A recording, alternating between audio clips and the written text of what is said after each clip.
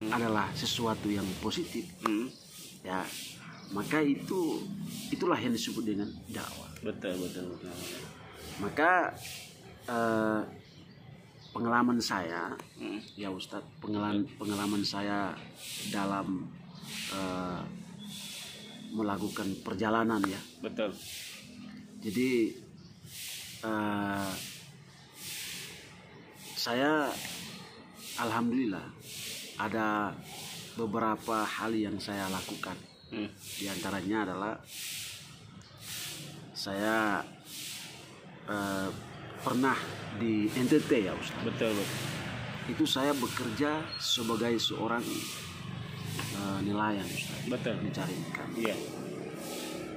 Dan itu saya pikir bahwa mencari ikan itu bagian daripada kita melakukan suatu kebaikan. Betul. Maka ya itu tadi saya katakan bahwa apa yang kita lakukan yang berhubungan dengan nilai-nilai yang positif, maka itu adalah bagian dari dakwah kita. Bagian daripada dakwah. Iya. Teman-teman melakukan kegiatan-kegiatan yang berhubungan dengan bidang teman-teman atau yang berhubungan dengan profesi teman-teman. Betul. Saya pikir itu juga merupakan bagian daripada dakwah. Amin. Jadi dakwah itu tidak harus kita tampil di panggung, ya. Betul. Tidak harus naik di mimbar. Iya. Ya. Tapi mimbar-mimbar dakwah itu bisa saja berada di luar daripada mimbar-mimbar yang hari ini kita saksikan. Betul. Yang hari ini kita lihat. Betul. Seperti para ustadz, para kiai, para dai yang hari ini tampil di mimbar-mimbar masjid, atau di mimbar-mimbar pesantren, mimbar-mimbar musola, atau mimbar-mimbar lainnya. Nah, jadi sekali lagi kita berdakwah di mana saja, ya. Berdakwah tidak terbatasi oleh ruang dan waktu. Baik, Ustaz. Di mana saja, ya. Iya. Baik itu di dalam di pesantren, atau di masjid, ataupun di musola, ya. Tetapi di luar dari itu juga adalah bagian daripada dakwah. Jadi tidak kita harus vokal yang seperti kita saksikan, ya. Tapi kita mengimplementasikan nilai-nilai yang kita miliki, potensi-potensi yang kita punya.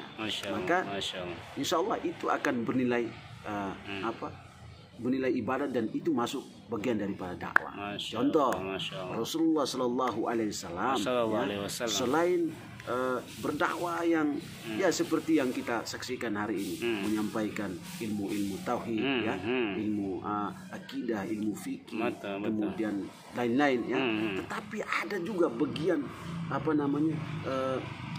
ada juga bagian dakwah yang beliau lakukan, yaitu dengan melakukan perdagangan. Masya Allah, masalah perdagangan, ya. Di antaranya tiarah bisnis, ya. Iya, betul.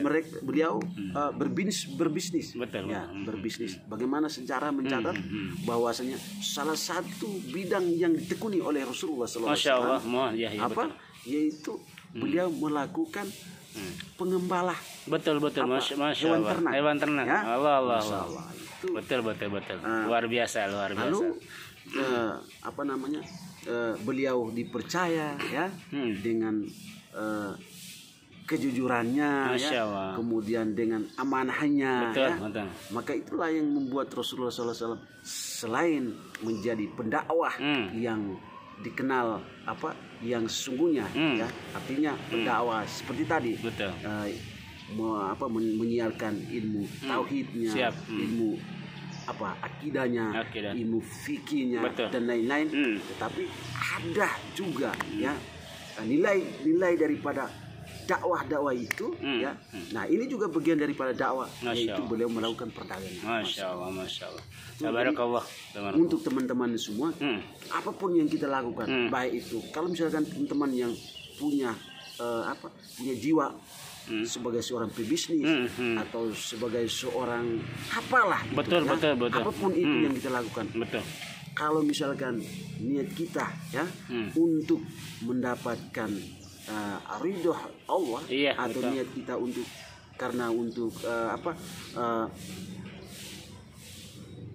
berniat kita untuk mendapatkan keberkahan atau mendapatkan izin dari Allah, maka insya Allah itu akan dimudahkan oleh Allah. Masya Allah. Dan itu tidak terlepas daripada bagian daripada dakwah. Masya Allah. Iya. Syukran Ustaz ala kulli ma da'watuka ilaina wa ilaihim jami'an. Terima kasih kepada Ustaz Abdul Ghani Hasan yang telah menyampaikan betapa pentingnya dakwah dan betapa kita harus memaknai dakwah ini, karena dakwah itu bukan sekedar di mimbar, tapi dakwah itu betapa luas sekali ya, setiap bidang apapun, baik bisnisnya, politiknya, tauhidnya gitu kan, dan lain sebagainya. Nah, insya Allah. Satu lagi Ustaz. Silakan. Tadi ya Rasulullah itu salah satu teori dakwah yang dilakukan oleh Rasulullah adalah dengan akhlak. Berbicara tentang akhlak, teladan ya. Berbicara tentang akhlak.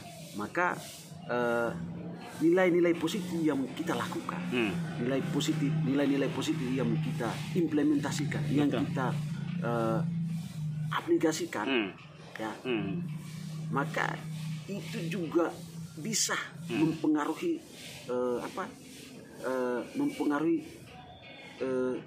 cepat majunya ketika kita berdakwah. Contoh, Rasulullah SAW menunjukkan salah satu akhlak terpuji. Apa itu? Karena akhlak terpuji itu banyak ya Ustaz. Di antaranya jujur, kemudian amanah. Betul.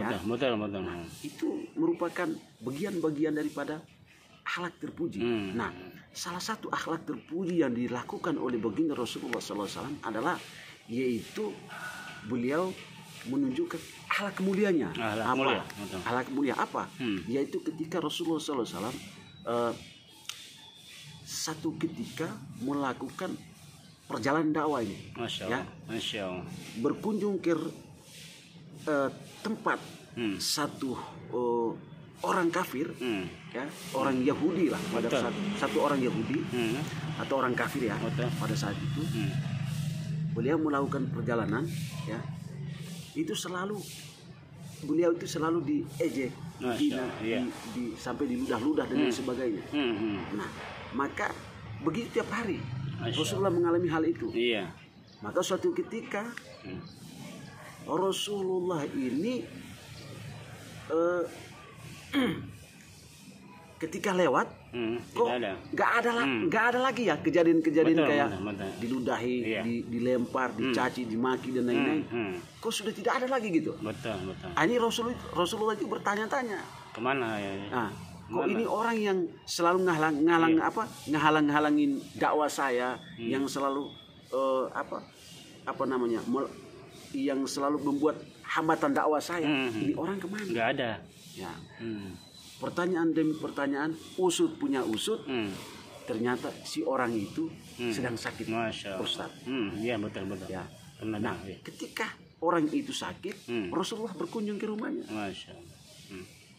Saat Rasulullah berkunjung ke rumahnya, si orang itu gemetaran, was-was, bahkan merasa ketakutan, Ustaz. Padahal kita manusia itu diajarkan, kita khususnya orang Islam itu diajarkan untuk tidak boleh takut kepada makhluk-makhluk, kecuali takut kepada Allah. Nah, si orang ini takut.